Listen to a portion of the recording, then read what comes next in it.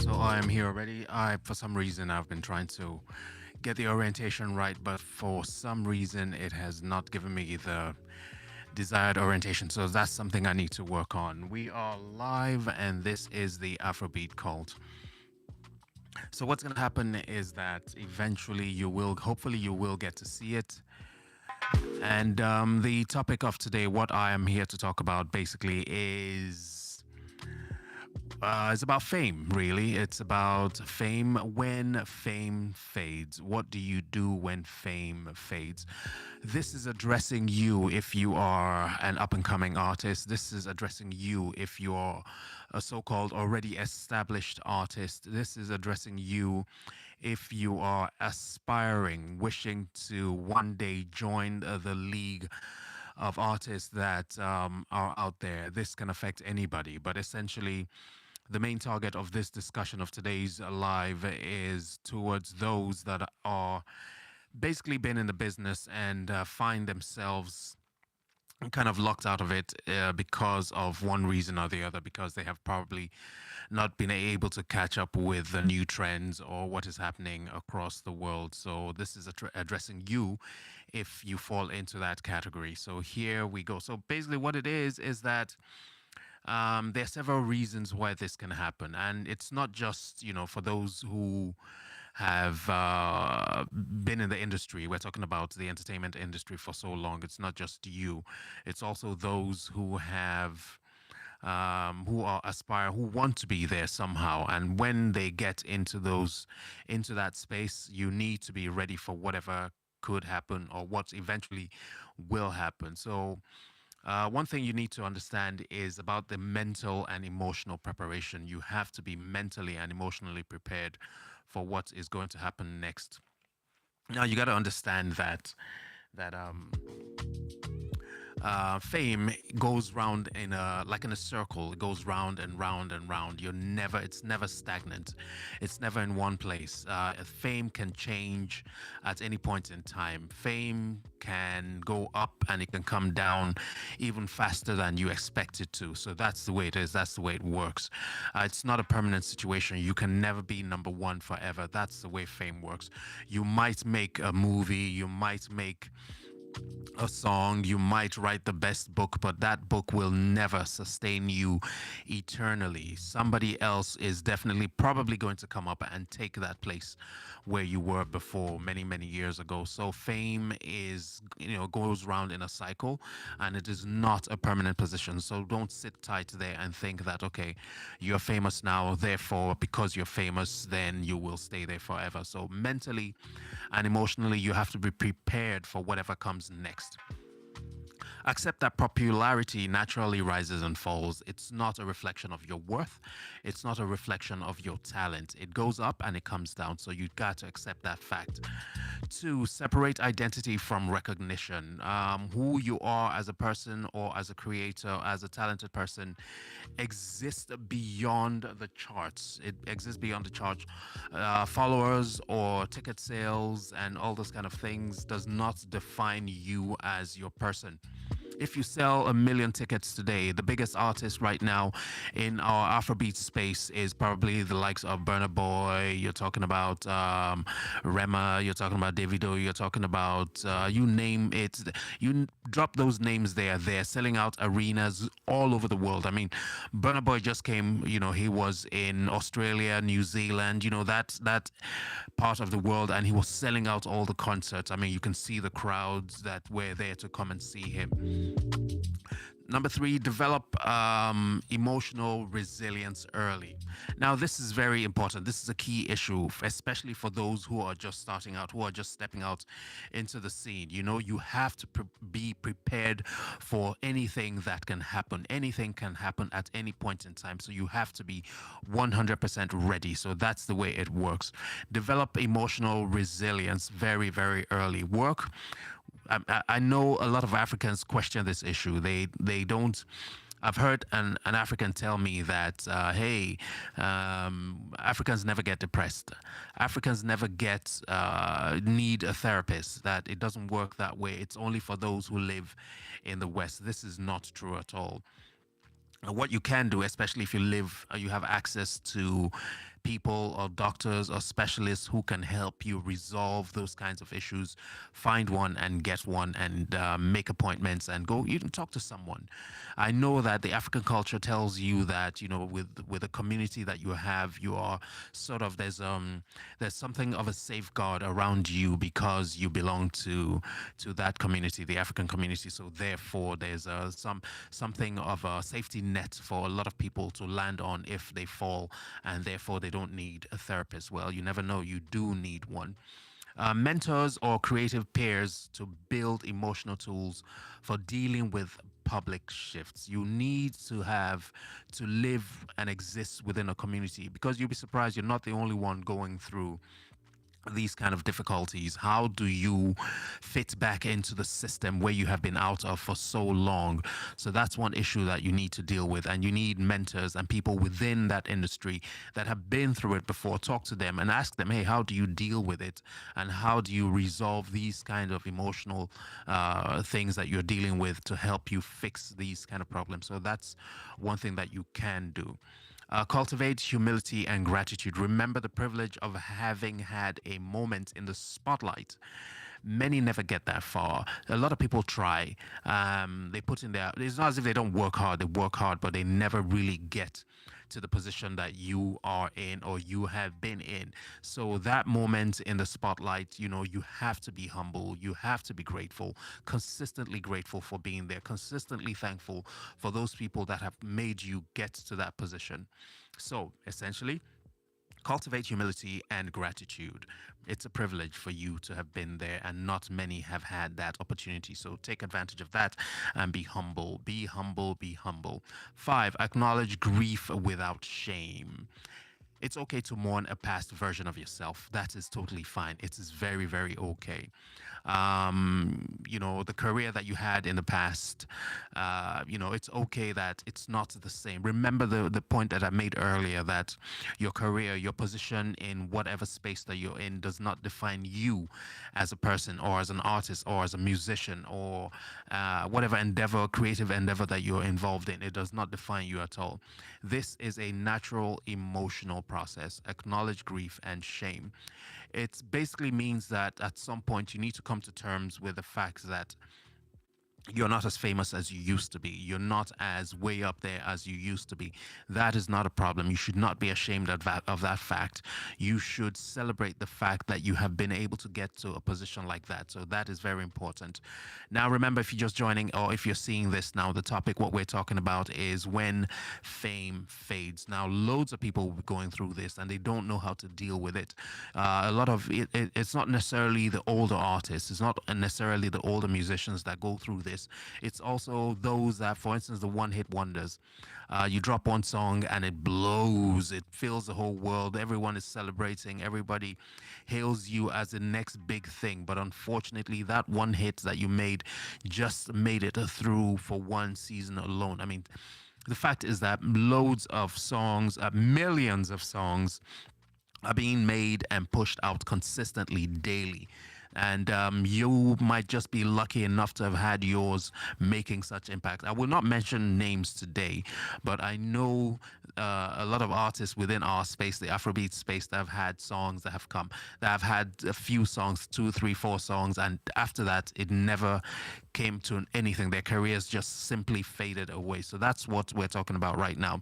When fame fades, it will come, it will happen. You will never be number one forever. Your moment is probably several cycles, and then that's it. For those who consistently stay on top. I can mention someone like Angela Kidjo, for instance. She has been in the industry, she has been in the business for several decades, and she still has a way of staying relevant no matter what happens. And those are rare cases, so, but not everybody has the opportunity to be in that spotlight. So another point that I would like to make is redefining success and self-worth. Remember this one: redefining success and self-worth, redefining what success means after fame. So how do you quantify it? How do you package it? How do you understand it? How do you internalize the fact that success means a certain thing when you're on top, and it will definitely mean a certain thing when you're no longer the number one artist in the whole world, or you're no longer amongst the top five or top 10. How do you define success at that point in time? Success might evolve from filling arenas to creating deeply meaningful art for fewer people. So that is what it is. For instance, I know that there are a lot of artists that have filled up arenas over the years, filled up stadiums over the years, but as they age and as things change, the environment changes, they literally can only fill up, a club, for instance. How do you come to terms with that? How do you define that in terms of are you successful? Have you made grounds? Those kind of things are quite important for you to internalize and understand as your situation changes. I'm just trying to be as politically correct and as defined in that way as possible. Invest in your legacy rather than your image. What are you leaving behind once you have left the big stage and you're no longer filling up those arenas? What are you leaving behind? What is a legacy? What do you want people to remember you by? What do you want people to remember you for as an artist who trailblazed, who opened the road for many other artists that came behind you? What is the legacy that you want to leave behind? Think about your body of work, which will remain and mean something 20 years from, after you have left, not just in one season. So it could be the work that you put down. It could be, you have to come to terms with, okay, this is where you are at this point in time. This is where you're creating your kind of music at this point in time. This is what you want to do. This is what you want to churn out based on how you are, where you are at that moment. So those are the things you need to take into consideration. Another thing I would like to talk about now is celebrate influence over visibility. What impact have you made? You might inspire the next generation quietly. Influence often outlives popularity. And that's true. It's common with in any sphere of life. It could be, in not only in the entertainment world, not only in music, not only in movies or theaters and things like that. What the impacts that you're making for generations to come, that is vitally important. Keep it at the back of your mind that they can benefit from what you leave behind. Sometimes the battling out with the younger generation is not the way to go. You end up burning bridges and you end up at some point making certain mistakes that will ruin the legacy that you have left behind. So once you get onto that, accept the fact that you're no longer pulling the crowd that you used to, accept that fact, and then start to leave something that the younger generation will benefit from as you move along. Remember, your audience evolves also. Your listeners may grow with you. They're looking for authenticity, not repetition. Yes, that is a key issue. Remember, your audience will also evolve. They will change. They will grow older. And they have not forgotten you as an artist. They will not forget the impact that you made in their lives as they were coming up, as you were coming up. So they might be listening to some of the songs from the younger audience, but at the same time, you hold a special place in their lives. So that is something that they will never forget. Now, if you're just joining this live, the issue that we're talking about is when fame fades. It's not only geared towards the older generation of artists or musicians or whatever part of the world or job that you're doing. It doesn't only affect just the entertainment industry, it affects everybody also. Let's say you're a hot shot in sports. Let's say you're a hot shot in engineering, in the cooking industry, for instance. You're the top chef of everything. Then all of a sudden, nobody wants to come to your restaurant again. You're not pulling in the same amount of crowds that you used to. You're not getting the same kinds of bookings that you used to. So that tends to affect a lot of people emotionally and psychologically. So that also relates to when fame fades. But today, essentially, especially, we're directing this show, to how to deal with issues like that for the entertainment industry specifically. Now, practical and creative adaptations. Okay. Diversify your creative outlets. That should not. I mean, that is something that should be automatic. You need to plan ahead. You need to have something in the bag. You also need to learn, for instance, learn another kind of skill. Learn to write, learn to teach, learn to make films, produce for others, paint, stay creatively alive by exploring different kinds of art forms. I can mention a few names of artists that I think will be amazing when it comes to taking part in movies and acting and all those kind of things. I would say an artist like Two-Face Idibia, for instance, he would be absolutely spectacular when it comes to being in the movies. He just probably needs a bit. I know it's hard to internalize and accept, but an artist like Two-Face Idibia, he keeps bringing out a lot of songs, fresh jams, trying to stay relevant, trying to stay within the system. But an artist like him understands that it's a different generation that is out there listening to Afrobeats, for instance. It's a different generation listening and appreciating music in the clubs and so on. He understands that fact. An artist like him would do well, very very well in the movies, for instance. An artist like him would do very well teaching and sharing his knowledge base, his skill set with other artists, younger artists, or even older artists. Form that community where they can share and teach as one way of expanding their knowledge base. Um, yeah, collaborate outside your comfort zone. Work with younger artists or genre genre crossing artists. For instance, there's some artists that cover different kinds of genres, not necessarily only the Afrobeat genre. There's several kinds of genres that artists cover.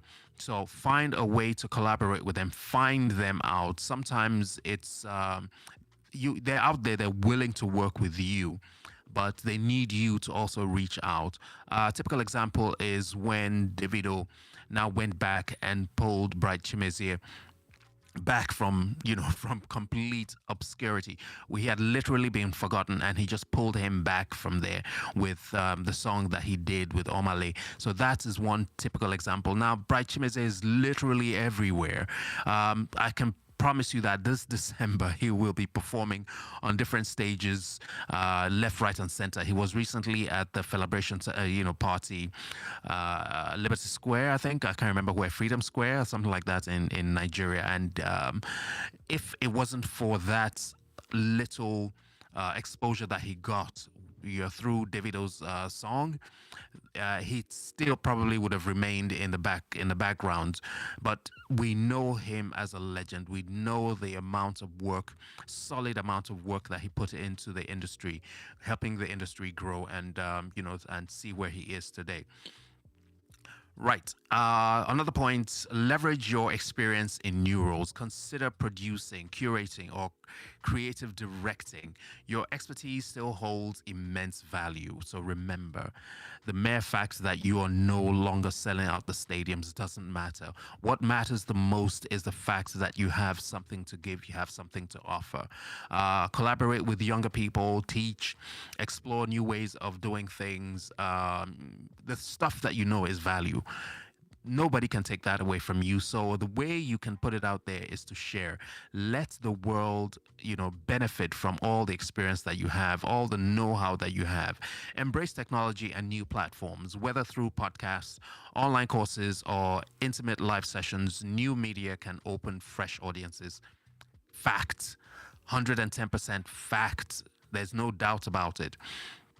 Um, there's one artist, at least the ones I can directly make reference to. There's some artists in Nigeria that found their way. There's some artists in South Africa that found their way. There's some artists in East Africa that found their way to learning how to use social media.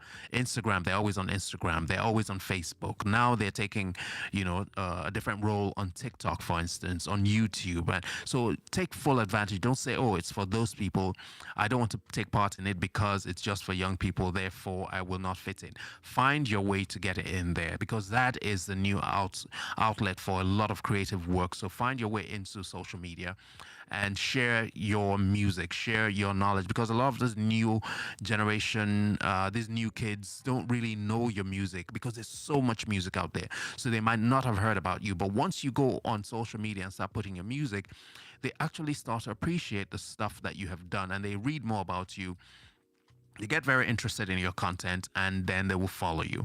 And there you go. You start getting bookings and so on and so forth.